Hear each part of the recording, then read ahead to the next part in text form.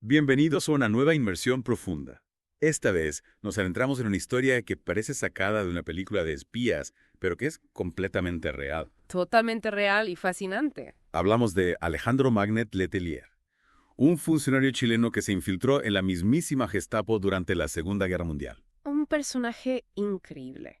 Y para entender su historia tenemos que ponernos en contexto. ¿Cómo estaba Chile al comienzo de la guerra? Bueno, en 1939, Chile declaró su neutralidad. Neutralidad sí, pero no era tan simple. Exacto, Chile tenía fuertes lazos con Alemania, sobre todo comerciales. Piensa en el nitrato, el cobre, materias primas clave para los alemanes. Y no olvidemos la comunidad germano-chilena, una comunidad con mucha influencia y dentro de ella un buen número de simpatizantes nazis. Claro, un ejemplo claro de ese poderío alemán en Chile lo vemos en la COSAC. La Compañía de Salitres y Ferrocarriles de Antofagasta. Exacto, estaba bajo control de capital alemán. Imagínate. Pero bueno, a pesar de intentar mantener un equilibrio, digamos, la presión de Estados Unidos fue en aumento. Y luego vino el hundimiento del Tolten. Un buque mercante chileno torpedeado por un submarino alemán en 1942. Ahí la balanza se inclinó definitivamente hacia los aliados. Y en medio de todo este panorama internacional tan complejo, aparece Alejandro Magnet. Un hombre que actuó en la sombra, sin el apoyo oficial de su propio gobierno. Eso es crucial para entender la magnitud de lo que hizo. No era un agente enviado por Chile. Para nada. Fue su propia convicción, su valentía lo que lo llevó a actuar. Para entender mejor a Magnet, tenemos que ir a sus orígenes. Nació en Santiago en 1909. Su padre era ingeniero ferroviario y su madre profesora de francés. De ahí quizás su dominio de varios idiomas. Y se dice que tenía una memoria prodigiosa, capaz de recordar detalles increíbles, Estudió en el Instituto Nacional y luego comenzó Derecho en la Universidad de Chile. aunque no terminó la carrera. Eso es, su espíritu inquieto lo llevó a viajar por Europa. Una experiencia que seguramente le abrió los ojos a muchas realidades. Y aquí hay un dato que ya nos anticipa su futuro en el espionaje. En 1931, Magnet tuvo un primer contacto con este mundo. En serio, cuéntame más. Trabajó como traductor para una misión militar británica. Evaluaban las tácticas chilenas en la Guerra del Pacífico. Interesante. Y parece que oficiales del M6, la inteligencia británica, se fijaron en él, en su capacidad para trabajar bajo presión, para descifrar códigos. Un talento natural que no pasó desapercibido. Luego, en 1935, ingresa al Servicio Exterior chileno. Como vicecónsul adjunto en Milán. Exacto.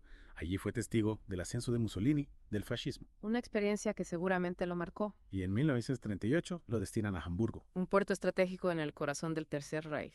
Ahí empieza nuestra inmersión profunda en su doble vida.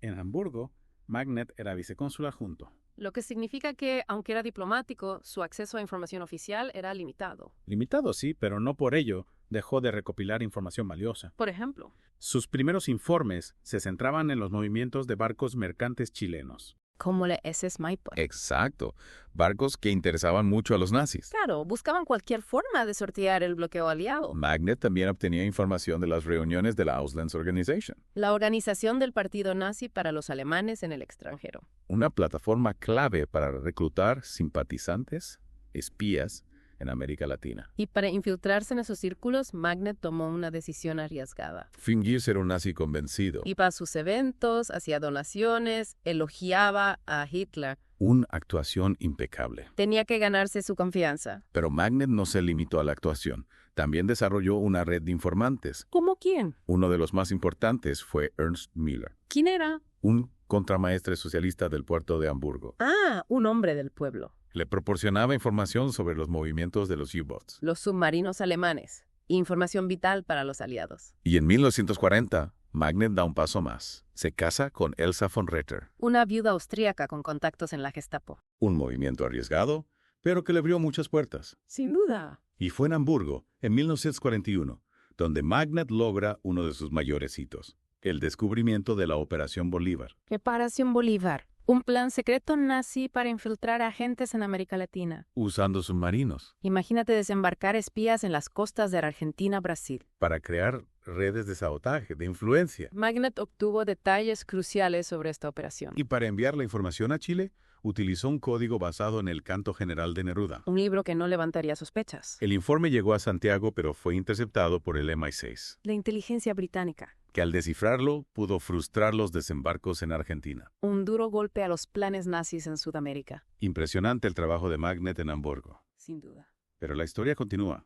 En 1941 lo trasladan a Berlín. ascendido a secretario de tercera clase en la embajada chilena. Un ascenso que le trajo un problema. ¿Cuál? Su nuevo jefe, el embajador Aurelio Díaz del Valle, era abiertamente pro-nazi. Ahí Magnet tenía que ser aún más cuidadoso. Mucho más. Pero en Berlín, Magnet hizo contactos aún más importantes. Entre ellos, Wilhelm Canaris. El jefe de la Abwehr, el servicio de inteligencia militar alemán. Increíble. Y lo curioso es que Canaris sospechaba de Magnet. ¿En serio? Algo en él le decía que no era quien aparentaba ser, pero nunca tuvo pruebas concretas. Otra figura clave en Berlín fue María von Hammerstein. Una espía soviética que se convirtió en su amante. Su posición le permitía acceder a información sobre el Frente Oriental. Información valiosísima para los aliados. Y luego está Hans Bauer. El piloto personal de Hitler. ¿Cómo se relaciona con esta historia? Pues en una conversación informal con Magnet, Bauer reveló detalles técnicos del Me-262. El primer caza a reacción alemán.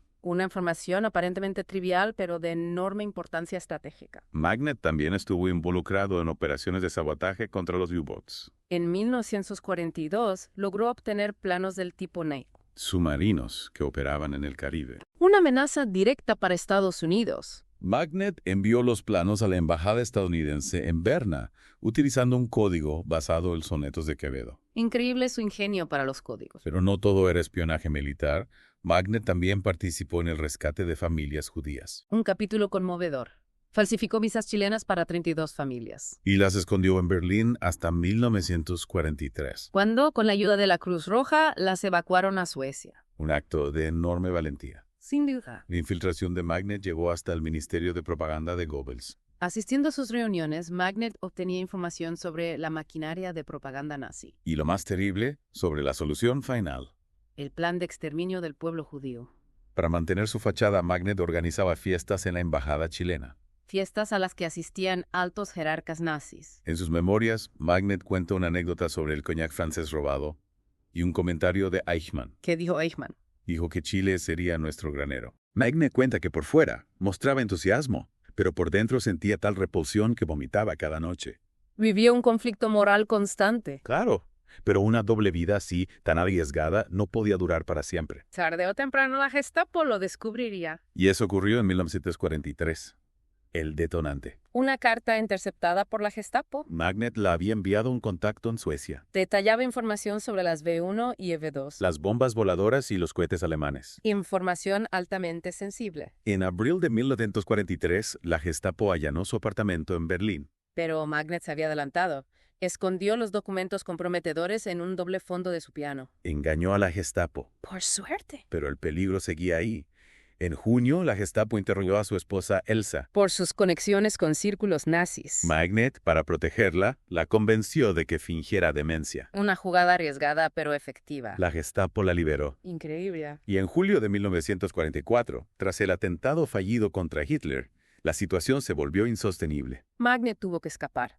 Con ayuda de la OSS, la precursora de la CIA, obtuvo documentos falsos y huyó a Suiza disfrazado de monje. Como en una película de espías. A salvo en Ginebra, Magnet continuó trabajando para los aliados. Colaboró con la OSS y el MI6, Participó en la operación Paperclip, identificando científicos nazis para su reclutamiento por Estados Unidos. como Wernher von Braun, el ingeniero de los cohetes V2. Exacto. También ayudó a desmantelar la red Odessa. Que ayudaba a nazis a escapar a Sudamérica. Magnet, con su conocimiento de la red, pudo frustrar algunas fugas. Un trabajo importante. Incluso se dice que interceptó códigos japoneses, A través de la embajada chilena en Tokio. obteniendo información sobre los planes de Japón en el Pacífico. Increíble su alcance.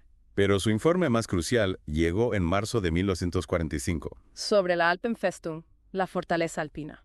el último reducto nazi en los Alpes. Magnet proporcionó detalles sobre su ubicación, defensas, tropas Lo que permitió a los aliados establecer un bloqueo efectivo. y acelerar el final de la guerra en Europa. En 1946, Magnet regresa a Chile. Tras años de arriesgar su vida por la libertad, Pero su recibimiento no fue el de un héroe. no hubo reconocimiento oficial. En 1947 lo nombran embajador en Yugoslavia. Un destino que muchos consideraron un desere. Pero Magnet siguió atento a la política internacional. En 1970, advirtió al gobierno chileno sobre los planes de la CIA para impedir la elección de Allende. El llamado caso Schneider. Un ejemplo de su visión política. En 1972 Magnet publica sus memorias. Mi vida entre nazis. Y en 1992 recibe un reconocimiento tardío, aunque secreto, del presidente Eilen.